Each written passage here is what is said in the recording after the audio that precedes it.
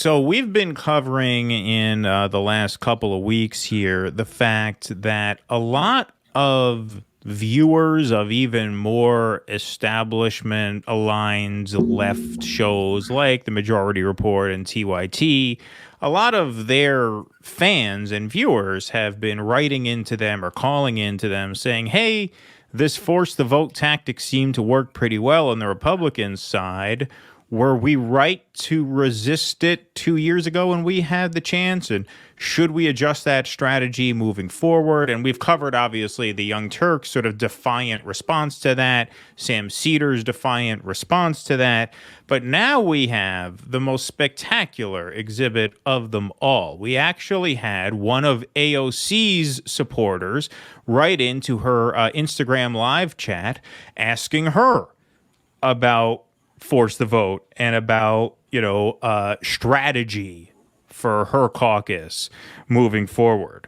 And AOC gave an answer that is truly spectacular.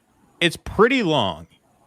I'll warn you, but we're going to stop and start quite a bit because it's worth playing the whole thing. It is truly amazing. There's everything in here from stupidity to hypocrisy to just outright lies. And so we're going to catch as many of them as we could. I've watched this a few times already, but let's start right now. Her response. Right. She wants us all to get rid of our stoves. It's terrible. Really goes to show how much you need of a coalition in order to really forcefully negotiate for these things. So when people say, why don't we do this? First of all, there's a lot of cost and dysfunction. Second of all, those people who are holding out right now, they may have made certain structural gains, but they have also made incredible reputational and relational harm within their caucus. Pause right there. Yes, okay, what do we make it? 10 seconds? Right. 23 seconds. Okay. Right. You were the one who she's said, giving away the game. Well, she's giving away the game. Go ahead. Because you were the one who said, first of all, when you ran for office, that Congress people shouldn't be afraid to be one-term Congress people. So even if you are causing great reputational harm, you were supposed to not be afraid of that. You were elected to say, if I'm only here for 2 years, so be it. I'm going to give it everything I got for what time I'm here. If that time is my whole life, great. If it's 2 years, that's okay too. That's number one. Number two, yes, you are giving yourself away as a careerist stooge, saying you are more concerned about causing reputational and relational harm than you are about delivering on the promise of political revolution on which you ran. You just outright said it there. She got her mind right. Got her mind right. You can see right here, they broke her. I don't believe that she went in planning to be this their creature, but she just didn't have the stones to stand up to that pressure. She didn't. And now very few people are capable of living with the idea that they were fraud. So they will rationalize their behavior. So AOC is not walking around thinking I'm a fraud. She got her mind right. Now she not only has conformed to the Washington ethos, she's convinced herself that that's the right way to think. Right, exactly. All right, let's keep going. And so if you are trying to get something done within your caucus moving forward, you still need members of your caucus. And that at the core is an element of electoral politics that is simply inescapable. Even when you look at someone like Bernie Sanders' tenure in the House, where he was the amendment king, you needed your party to pass your amendments.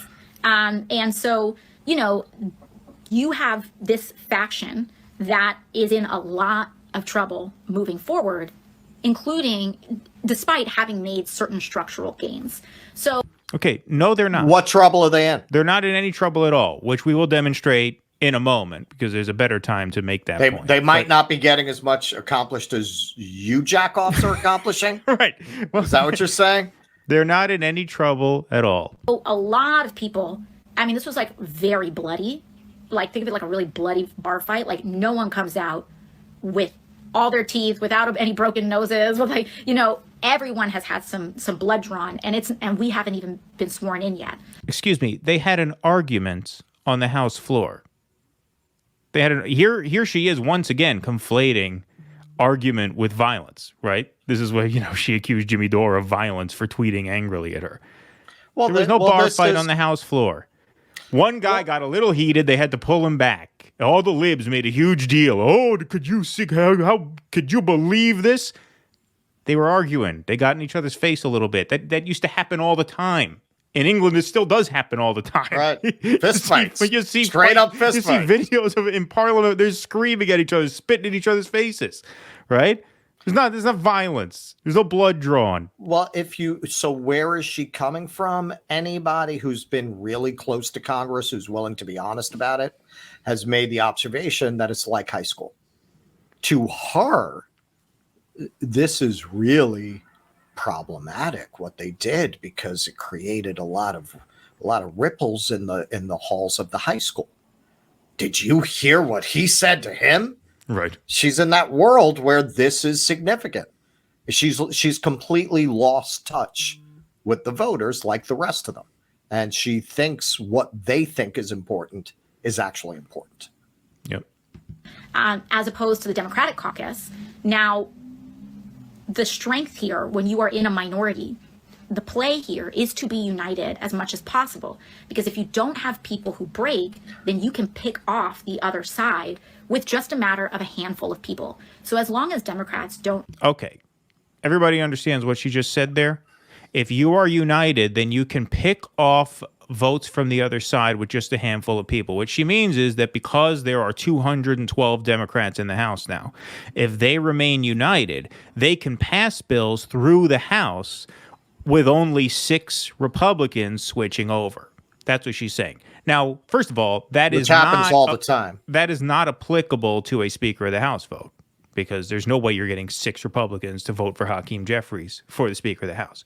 Second, or for much else. Well, here's the thing. There is a practice in Congress. It's called the Hastert rule. Denny Hastert, former Speaker in the House, was credited for sort of inventing this. It actually goes back to the Gingrich era in the 90s. No matter what the sentiment is on the House floor, the Speaker, and the Speaker alone, calls a vote to the floor of the House.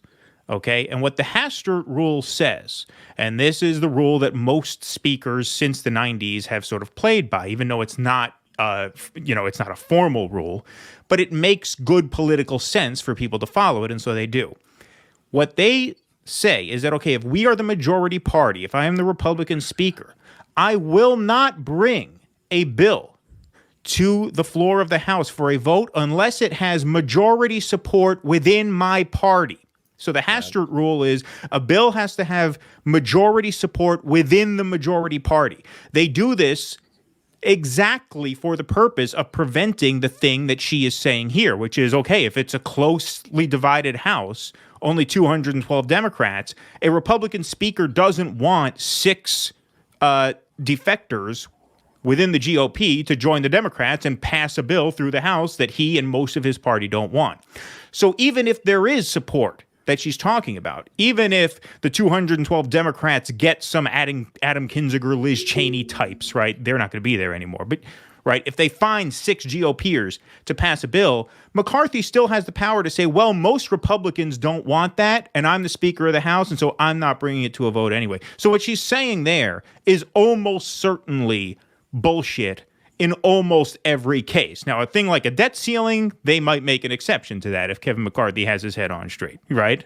But in 99% of cases, you are not going to be able to do what she's saying you'll be able to do, which is, 212 Democrats are united on Bill X. We get 6 GOPers to vote for Bill X. We pass Bill X, despite there being a Republican majority in the House. Doesn't work that way because the Speaker holds the key to the House floor. The Speaker doesn't bring the bill to a vote, it doesn't get voted on. Well, look, she's a fast learner, and she's already learned how to do the Democratic Party shell game by telling you that, yes, well, as long as we do it this way, we'll be able to make your priorities get passed. And then if there should ever come a day when that's put to the test, oh, well, there's a parliamentarian, or, it's Joe Manchin. She learned that game. The Hastert rule. The Hastert rule. She learned that. She learned this game so fast because Most people wouldn't know that. And she knows most people wouldn't know that. Mama Bear taught her well. She certainly knows her Instagram followers don't know that, right? Right. And so that's the real problem of social media, is that everybody gets siloed into their own camps, where the people watching her spew this bullshit have no way of knowing about the Hastert rule if she doesn't tell it to them. And it's not in her interest to let them know that, so she's not going to. Remain united in a minority, then all the votes you need to win on a certain thing are, depending on how a margin is, 3, 4, or 5. Okay, so I just explained to everybody how that's not possible in 99% of cases. Only in an emergency would that might come up. Like this whole thing where the debt ceiling is going to expire. We're going to default on our debt Thursday. Yeah, McCarthy might say, hey, if we have 10 Republicans who want to, keep bread in the stores, we'll suspend the Hastert rule. Go ahead. 99% of cases, that's not going to happen. Lauren Boebert has more spine than you. Lauren Boebert won her race by 500 votes. Lauren Boebert took a Trump plus 9 district and nearly lost it to an up-and-coming Democrat as an incumbent member of Congress. Lauren Boebert is dramatically weakened. Lauren Boebert took a political risk, right? She took a political chance to stand up for what she believes in. And Republicans nationwide underperformed in the wake of the Roe decision. So this is not all about Lauren Boebert. And the fact is, you guys have made her public enemy number 1, and she still won her race. So if you didn't beat her right after Roe and after all of the work you did to discredit and other her, and I'm not saying that the things they said about Lauren Boebert were not valid. I don't think they really care about that, but okay, fine, that's politics. You couldn't even get her out under those ideal circumstances. You're never getting her out. So what did she lose? Nothing. And actually, she gained kamikaze status. And that's a great hand to play. It's a great hand to play, especially when you're trying to push an agenda that the majority of the people you have to coordinate with are against. In fact, that's the best hand you could have to play in that situation. It's the only hand to play. What you're talking about is meaningless. It's worthless. It's meaningful to you. You still get to go to the Met. You don't have to have Chuck Todd say mean things about you, but it's worthless for us, for people watching your Instagram. What does this do for them? The fact that you're in the good graces of your party. Explain that. What does that do for your voters? Maybe Lauren Boebert was inspired by the 2018 AOC, who said, hey, if I'm only there for one term, so be it. Yeah. Right? Yeah. She took a chance. She took your words to heart. Lauren Boebert is dramatically weakened. And the people of Colorado nearly sent her packing. If 500 people voted differently that day, this would not be happening right now. And so, if you're a Republican, you know what? I'm sorry. If 20,000 people across 5 states had voted differently, Donald Trump would have been reelected. Right. So what does that mean? What does that mean? Right. What point are you making? The Democrats almost always lose. If all 3,000 people across Queens and the Bronx had voted differently, Joe Crowley would still be in Congress. Right. So what point are you making? Yeah. Well, no, what she's saying is that Lauren Boebert, by being this divisive, almost got voted out. Republican, she almost cost you your majority. And if it, frankly, wasn't for the New York State Democratic Party and the New York State Democratic Party's leadership and the incompetence there, we would be having that gavel right now. If between them and Lauren Boebert, we would be having a Democratic majority at this moment. All right, listen, I'm going to paraphrase from her initial campaign announcement video in 2018 as a grassroots candidate. I believe this is exactly right. Russell, you might know better than me since you actually campaigned for her in person. I think she said something to the effect of, we have to stop pretending that all Democrats are equal, right? That there's not a difference between good Democrats and bad Democrats. What got you elected was the idea that a majority is meaningless if the majority doesn't do anything, right? We would have had the majority. You are supposed to put these ideas before the party, right? Not because you don't want the party to win. Obviously, the party has to have a majority in theory in order for you to implement those ideas. But if the ideas don't take priority over the majority or minority status of the party, then you're not getting any of these outcomes anyway. Right. That's the whole reason you're there. That's why Matt Gaetz said to the press, hey, if there is some magical scenario in which Hakeem Jeffries ends up as speaker, I don't care. That's what you're supposed to say. Oh, if this costs the Democrats their majority status, I don't care. Because if they're not using their majority status to pursue certain outcomes, then what good is it? That's supposed to be your point of view. That's why we were all excited for you 4 years ago. Right. You remember how all the shit libs had the knives out for her, Bernie Part 2, only it was a lot of cognitive dissonance for them because she's brown and she's a woman. So it was a lot harder for them to go after her. But they did. They found their way clear to it. When was the last time one of your shit lib people went after AOC? Right. When was the last time you saw the media go after AOC? That tells you everything you need to know about where she stands now. Exactly. Now she bowed her head. And she's gonna have to give a few more Pelosi rim jobs before she's really in the good graces of the party. You know, they don't forget things like that. You know, protesting in her office. It's gonna take a while, but eventually she'll be a member in good standing and in line for the leadership and all of that shit. And she'll be just as useless as the old guard was. So. This idea that like they are somehow winning, let's just also take a step back and observe that none of these debates resulted in any policy substance. None. This is not a caucus that is organized. The Freedom Caucus is not organized around any core policy issue. Okay, so if you recall at the beginning, I'm sorry this is taking a while, folks, but that's why I said this is really one of the most extraordinary clips we've ever played in the years we've been doing this show. That is an outright lie. That is a complete and total lie. Their top two demands were floor votes on term limits, that's a policy goal, and border security, that's another policy goal. Even this debt ceiling insanity, as much as we don't like it, it is a policy goal.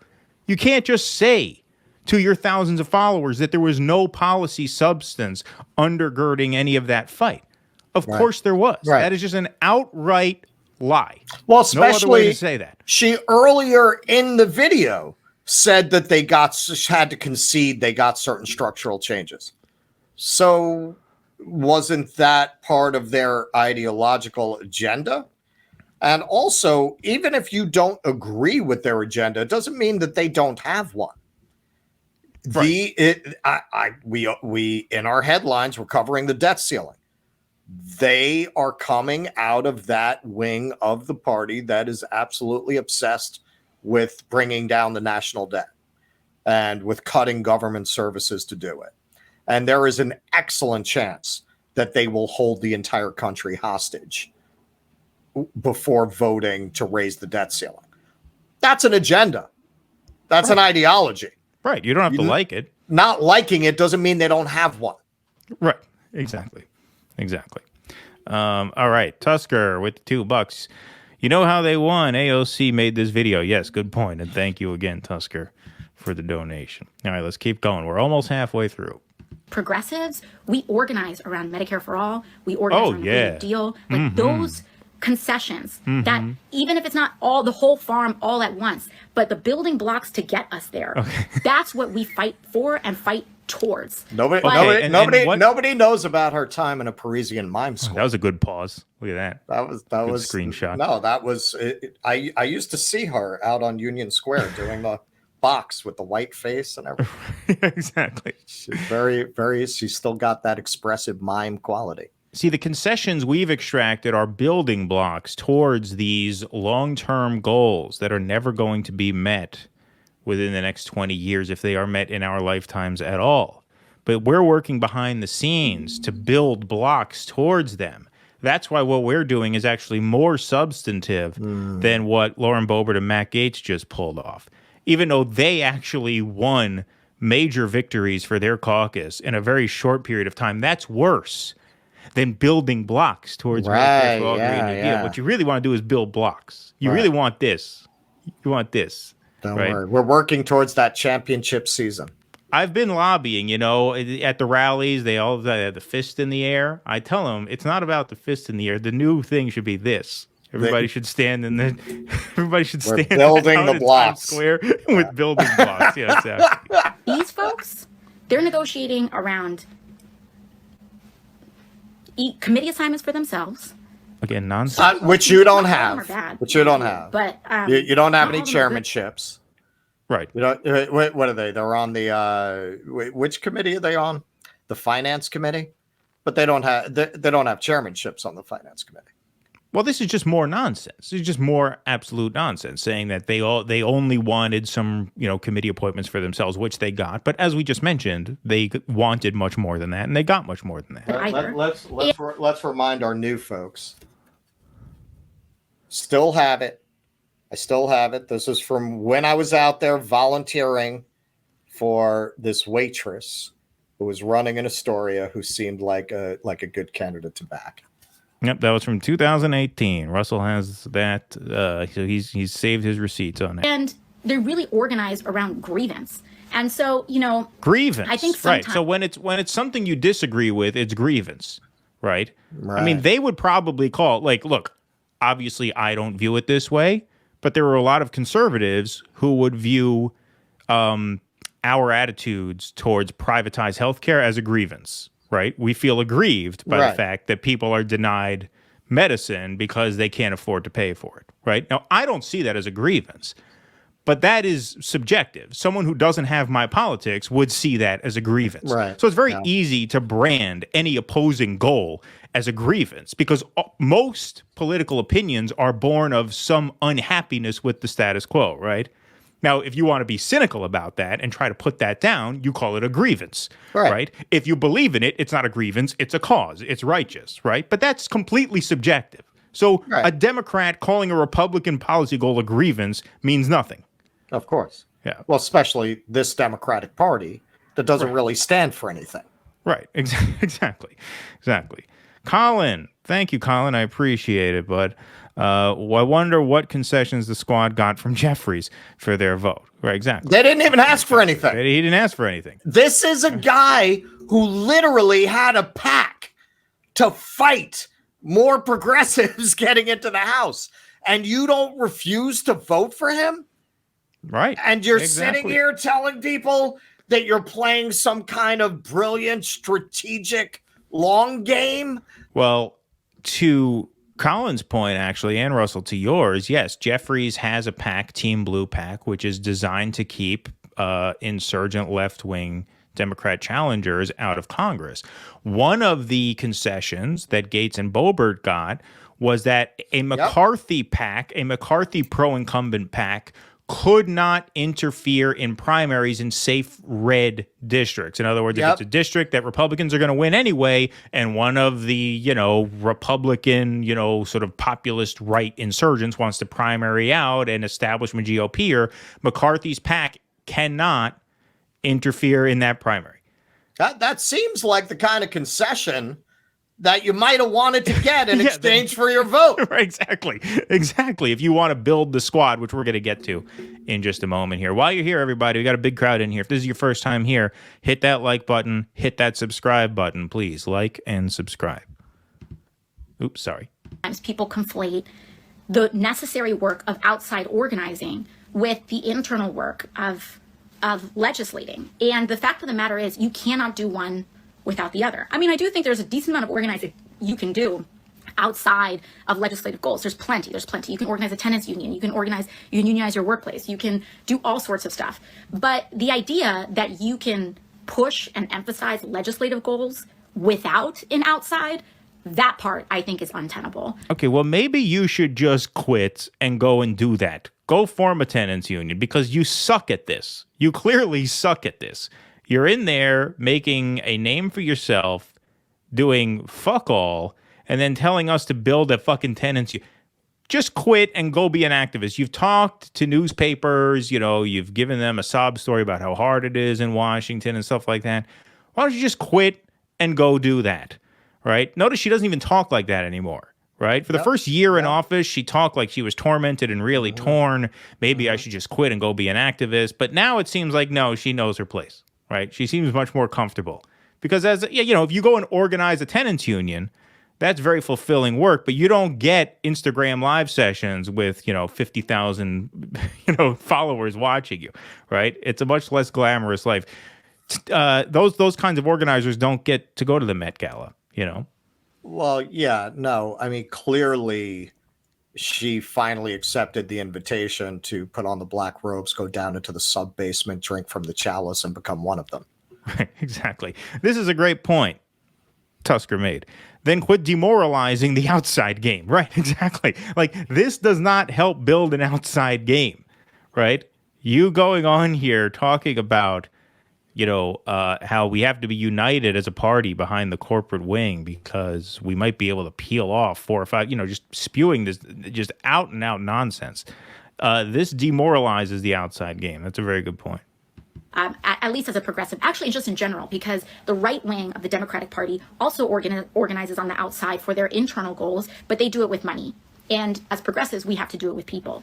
And so, when you have a base that focuses most of its ire towards the people on their side, because YouTube algorithms reward that.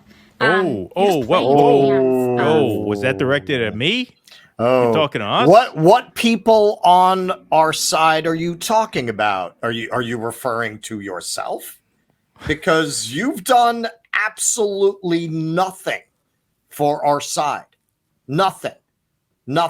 You've asked a few CEOs some pointed questions. Give me your salary. I'll go do that. Okay. Right. What have you done for us? Nothing.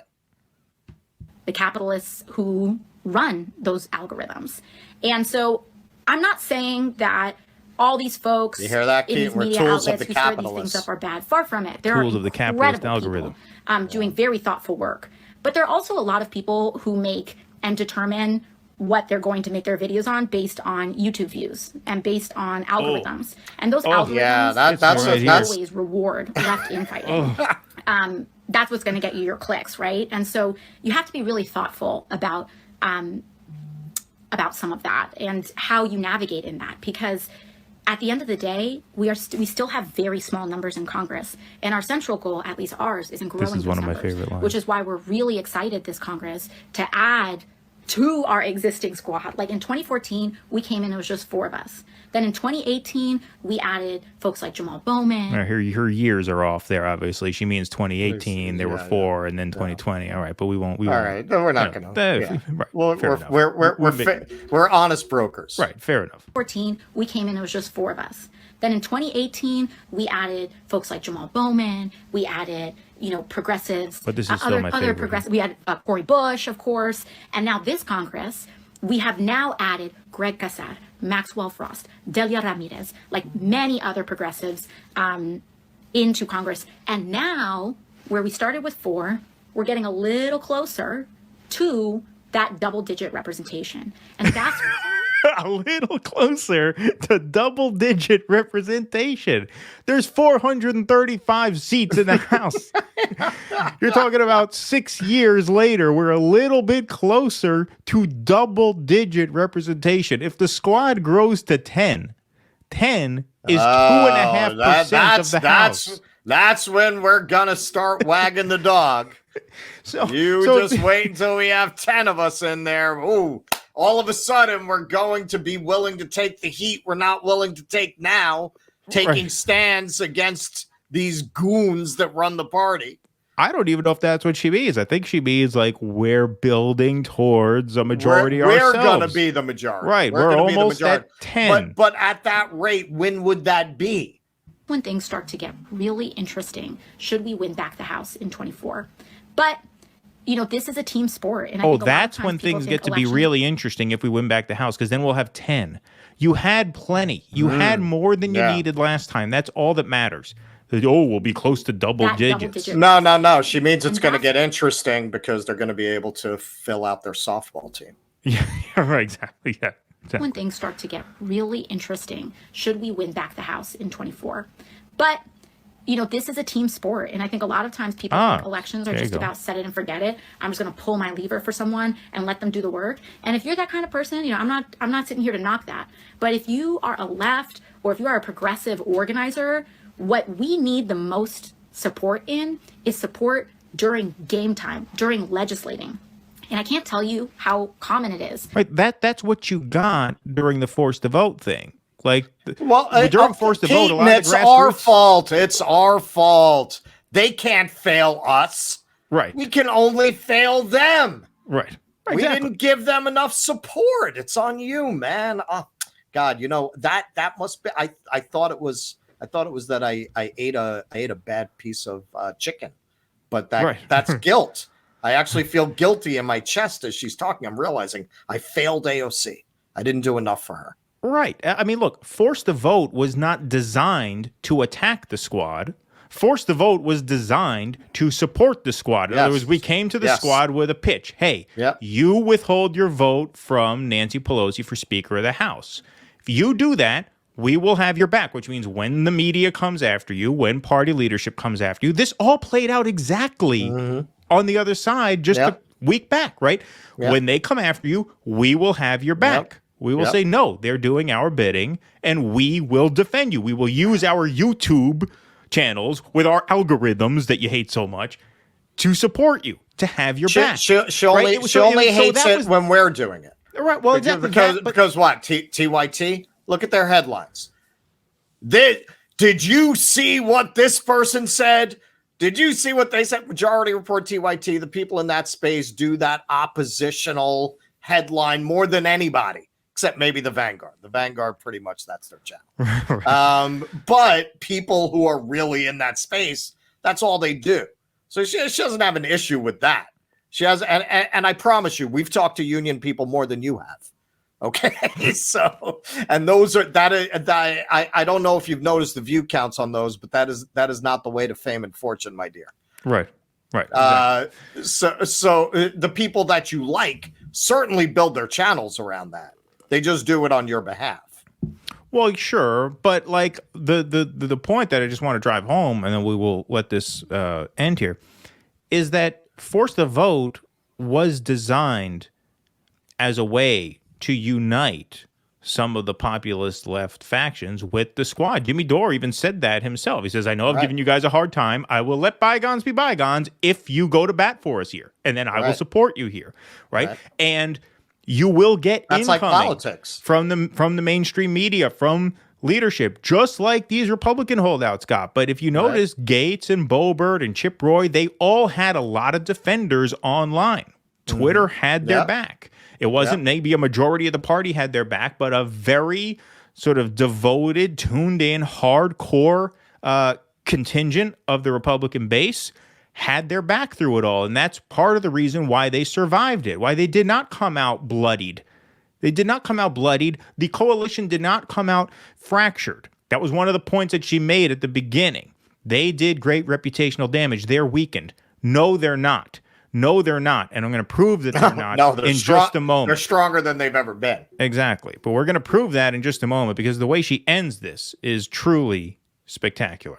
For us to look to guidance, look to the grassroots for guidance. And sometimes you don't hear anything until after something bad happens. And so a lot of what we're doing right now is building our infrastructure, not just internally. Again, Force the Vote was about the grassroots giving you guys guidance. We were telling you, hey, this is what we'd like you to do for us. Do it, and we'll have your back. It wasn't designed as this hostile thing. It only became hostile because you made up a bullshit story about how you couldn't do it, much like you're making up a bullshit story about now about why you were right not to do it and why you won't do it again. But also starting to invest and work with our outside partners in building up more of that infrastructure, that organizing infrastructure externally. And the fact of the matter is that the left in the United States has been persecuted at different points in history for a very long period of time, and as a result was really winnowed. Okay, the left has been persecuted. Not people like you. That's the left. I think you're mistaking yourself for people that you have nothing to do with at this point.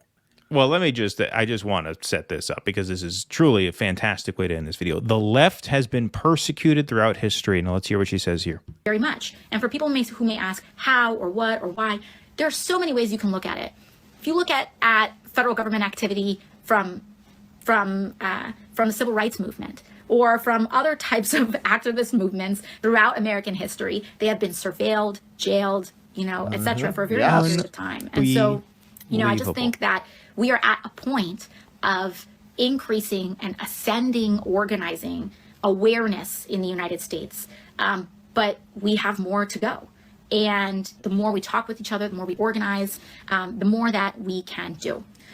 All right. Yeah. She talks about the FBI and the federal government surveilling and infiltrating left-wing movements like the civil rights movements and other activist movements since.